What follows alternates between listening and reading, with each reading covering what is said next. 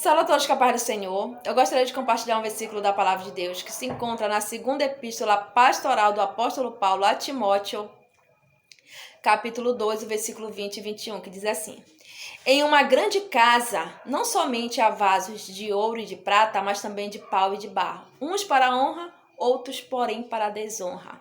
De sorte que, se vos purificardes dessas coisas, sereis vasos idôneos para o uso do Senhor, usado para toda boa obra. Glória a Deus, né? Então aí o apóstolo Paulo vai dizer dos tipos de vasos que tem em uma grande casa. Qual eram os vasos que tinham numa casa antigamente, gente? Eram os vasos de ouro e de prata, de pau e de barro. Uns eram para honra, outros para desonra. Os vasos de honra, quais eram esses vasos? Eram aqueles que eles botavam em destaque, né? Eles eram colocados na casa em destaque. O que era que tinham dentro deles? Tinha perfume, tinha unguento. Eles botavam coisas de valor ali dentro dos vasos de honra. Mas qual eram os vasos de desonra? Que até hoje existe, né, gente, os vasos sanitários, né, onde só tem o que não presta do homem. Então o apóstolo Paulo vai ensinar a Timóteo dizendo ali, né, que olha, em uma grande casa há vasos de honra, mas também há vasos de desonra, né? Então ele vai dizer que, de sorte que, se vocês se purificarem dessas coisas, aquele que se purificar dessas coisas, ele vai ser um vaso idôneo para o uso do Senhor, usado para toda boa obra. Deus, ele quer nos usar como um vaso de honra, não como um vaso de desonra, né? Tem pessoas por aí que é vaso de desonra, só tem o que não presta dentro dele, só é podridão, mexericos, inveja, contenda, porfia, toda obra da carne está dentro dele, porque ele não presta. Então esse aí é um vaso de desonra. E os vasos de honra não. Os vasos de honra são aqueles que vão ser usados pelo Senhor. Viu que o apóstolo Paulo disse a Timóteo? Eles vão ser para o uso do Senhor. É aquele vaso que é de honra. O próprio Deus vai pegar ele e vai começar a usar ele, né? Como Deus, ele tem usado os seus servos nesses últimos dias, né? Aquele que está se purificando, que está sendo idôneo, o Senhor, ele tem usado, né? Quando alguém tenta o suicídio, Deus pega o vaso dele, vem cá, meu servo, vai ali naquela casa e vai orar pelaquela pessoa, porque eu vou quebrar aquele mal, em nome de Jesus. Então a pessoa vai ser apenas um vaso, né? Quando ela chegar ali, o espírito maligno do suicídio vai cair por terra. Quando tiver uma família para ser destruída, Deus vai pegar o vaso dele: olha, meu filho, minha serva, vai até ali, que eu vou te usar ali para quebrar aquele mal, e a família vai ser restituída. Quando tiver acontecendo uma obra de feitiçaria, de macumbaria na casa de alguém, Deus vai pegar o vaso dele, vai ali, meu servo, que tu vai orar. Então nós vamos ser como um vaso idôneo para o uso do Senhor, usado para toda boa obra. Não é para má obra não, tá, gente? Não é para você levar fuxico, contenda e essas coisas por aí, não. Você vai levar a palavra do Senhor, né? Como Deus falou para Jeremias. Aleluia, né?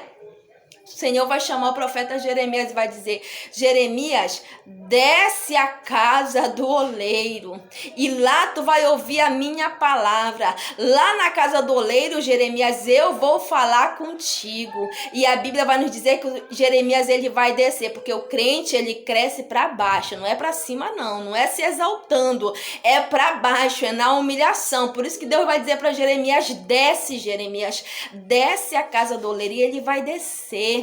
E quando ele chega ali, ele vai ver o oleiro fazendo a sua obra-prima, fazendo ali um vaso de barro. E ele está trabalhando na sua obra ali sobre as rodas. E a Bíblia nos diz que o vaso se estragou nas mãos do oleiro. E ele vai refazer conforme a sua vontade, conforme o seu querer, né? Nós sabemos que ali Deus estava mostrando para Jeremias sobre a nação de Israel. A nação de Israel é o vaso do Senhor. Aleluia, né? Deus tirou a nação de Israel do povo do Egito e estava trabalhando ali no vaso, mas o que aconteceu? Israel se estragou, né? Israel só vivia se estragando. E o que Deus fez? Mostrou para Jeremias o que ele ia fazer.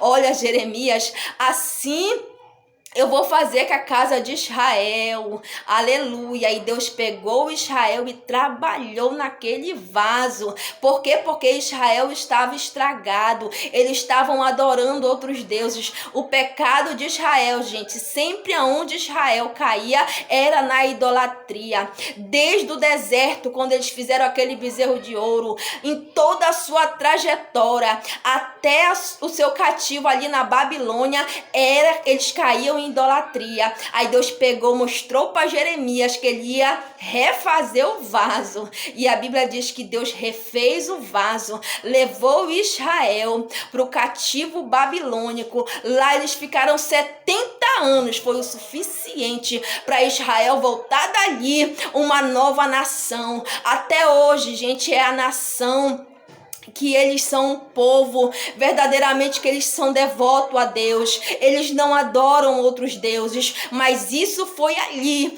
no cativeiro babilônico, porque Deus mostrou para Jeremias que ele ia fazer uma nova nação, e ele fez, porque ele tem poder, ele é autoridade, ele é o oleiro, e também serve para nós, é ele que trabalha na nossa vida.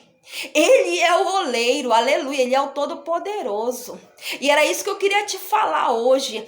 Nós somos um vaso e vamos ser usados pelo Senhor para toda boa obra. Mas para ser um vaso, nós vamos passar pelo processo do vaso. O processo do vaso são 5 processos, né? O primeiro processo é quando ele é extraído ali. Vem aquele barro, ele é extraído e depois ele vai ser ali, né, molhado. Depois o oleiro, ele vai pegar aquele barro e vai começar a tirar as impurezas, né? O primeiro processo que a gente passa quando Deus nos tira do mundo. O segundo processo é a purificação. Ele vai tirar todas as impurezas que tem ali naquele barro, ele vai tirar todas as impurezas que tem ali. Depois desse processo que ele tira todas as impurezas, ele vai trabalhar no vaso. Só que o vaso, ele é feito de dentro para fora, não é de fora para dentro, é de dentro para fora. Ele vai trabalhando ali com as suas mãos, ele vai fazendo ali a sua obra-prima conforme a sua vontade, conforme o seu querer. E ele trabalha naquela peça, ele faz aquele vaso, aquela obra-prima de dentro para fora. Né? É como Deus trabalha na nossa vida. Ele não começa de fora para dentro, é de dentro para fora. Ele vai tirar tudo que não presta, toda a impureza, tudo que não presta. Ele vai começar a trabalhar, tirar a inveja, tirar a contenda, tirar a discórdia, tirar o adultério, a prostituição, todo o mal, tudo que tem de dentro ele vai tirar. Aí depois por fora ele vai fazer conforme o seu querer, conforme a sua vontade, aleluia. E depois ele vai pegar o vaso e vai deixar ali para descansar. E ele vai ficar esquecido por um bom tempo. Ele vai ficar esquecido por um bom tempo. E depois do esquecimento, ele vai pegar o vaso e vai ser o último processo que ele vai colocar no fogo. É o processo, gente, que é mais difícil na vida do cristão. É o processo do fogo. É quando vem muita tribulação, muito sofrimento, muita perseguição na vida. Aí o vaso ali vai pro fogo, gente. É uma prova de fogo, é a prova do deserto, né? E ele vai ali passar pelaquele fogo.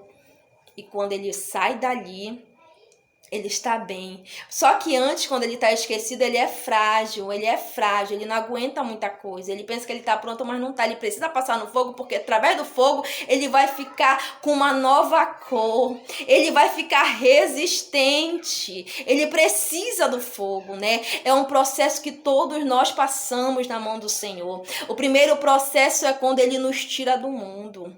O segundo processo é quando ele tira todas as impurezas. O terceiro processo é quando ele trabalha de dentro para fora. O quarto processo é quando ele deixa ali esquecido, que pensa que está esquecido, mas não está esquecido. E o último processo é o processo do fogo. É esse processo que todos nós passamos. Nós passamos por esses processos. né? Quando eu nunca me esqueço, quando Deus me tirou do mundo, ele me tirou com um braço forte, né? Ele me tirou das drogas, ele me tirou com um braço forte. Depois, ele começou o processo da regeneração, da purificação, da santificação. Ele tirou tudo que não agradava da minha vida. Depois, ele trabalhou de dentro para fora. Ele foi trabalhando, fazendo conforme a vontade dele, conforme o querer dele. Depois que eu passei por todo esse processo, eu passei pelo processo do esquecimento, gente. Eu cheguei a ficar 2 anos numa congregação sem ter oportunidade para nada, gente, para nada. Eu não tinha oportunidade para nada, eu não estava em pecado, não estava em nada, e eu não entendia porque ninguém me dava oportunidade, porque ninguém não me via. Aí foi que Deus falou comigo: eu tô te vendo. Aquele momento que tu tá esquecido, que ninguém te vê, Deus tá te vendo. Talvez você tá passando por isso aí e você não tá entendendo o agir de Deus. Você tá na fase do esquecimento. Eu já passei por essa fase. Todos os vasos do Senhor vão passar por essa fase. E eu queria muito uma oportunidade, eu não tinha. Aí Deus começou a falar comigo e eu comecei a entender, e Deus falou comigo, e é verdade, gente. Olha só, o homem me esqueceu, mas Deus não me esqueceu. Naqueles 2 anos que eu achava que eu estava esquecida, negativo, todos os cultos eu louvava o Senhor, todos os cultos eu pregava. Depois que Deus veio me ensinar esse mistério, tá, gente? É um mistério muito grande. E Deus falou comigo: sabe como era que tu pregava? Quando tu pegava os teus filhinhos e ia para a igreja. Quando tu saía na rua, tu já saía pregando. Alguém estava olhando para ti, estava te observando e dizendo: ali vai uma serva de Deus. E eu pregava através do meu testemunho, da minha vida. Então, gente, não precisa você subir num púlpito para você pregar. Quando você sai na rua, você já sai pregando a palavra do Senhor. E todos os cultos eu louvava, né? Todos os cultos eu adorava a Deus. Mas como? Não subia lá no púlpito, eu estava louvando lá do meu banco. Lá no meu banco eu estava cantando os hinos da harpa. Eu estava louvando ao Senhor no coral. Então, gente, a gente não está esquecido. Deus está com você. E o mais difícil, gente, é o processo do fogo. É quando você vai pro fogo. É quando você vai pro deserto. É tribulação em cima de tribulação. É sofrimento. É tudo que vem ali sobre você, meu irmão. Esse processo aí que você vai ter que passar. Eu não sei se você está passando por isso, no processo do deserto, mas tem uma hora que o oleiro, quando já tá muito ali, o fogo tá demais, ele dá uma tiradinha ali. É aquele momento que você suspira, você tá naquela prova toda, né? De repente para um pouquinho, aí você suspira, mas depois volta de novo pro fogo, porque você precisa ficar como Deus quer, porque ele tem que fazer conforme a vontade dele, não é conforme a nossa vontade. E ali, depois de tudo isso, que você pegar uma nova cor, que você pegar uma resistência, meu amigo, tu vai ser usado para toda boa obra. Tu vai ser usado nas mãos do Senhor. Tu vai ser usado para a obra do Senhor. Ele vai te usar, tu vai estar na tua casa ou em qualquer lugar, Deus vai te pegar. Ah, eu vou pegar o meu vaso, porque ele vai ser usado agora para ganhar aquela alma. Eu estava aqui em casa, uma irmã falou: irmã Fernanda, bora ali, que tem uma senhora que ela tá assim, assim, assim. Eu tô sentindo que ela vai morrer. Já foram muitos pastores lá, já foi muita gente lá. E ela não consegue confessar Jesus. E ela se lembrou de mim. Já era Deus, gente. Deus, ele trabalha no silêncio, tá? E eu fui lá com a irmã e a gente fomos lá para honra e para glória do nome do Senhor. A mulher confessou Jesus, né? Ela glorificou ali, o nome do Senhor foi glorificado através daquela vida, né? Por quê? Porque Deus pegou o vaso dele, que foi eu e a irmãzinha que se lembrou de mim, pegou os vasos e foi lá para ganhar aquela alma para Jesus. E assim Deus quer fazer comigo e com você, tá? Então passa pelos processos. É como Paulo disse para Timóteo: em uma casa, em uma grande casa, não somente há vasos de ouro e de prata, mas também de pau e de barro, uns para a honra e outro para desonra. Não seja um vaso de desonra, não seja um vaso sanitário, aonde só tem ali o que não presta do homem, as imundícias do homem. Não seja esse vaso, seja um vaso de honra, né? Que esteja ali para o uso do Senhor, que Ele possa te usar na sua obra. E eu agradeço a todos que ouviram essa palavra.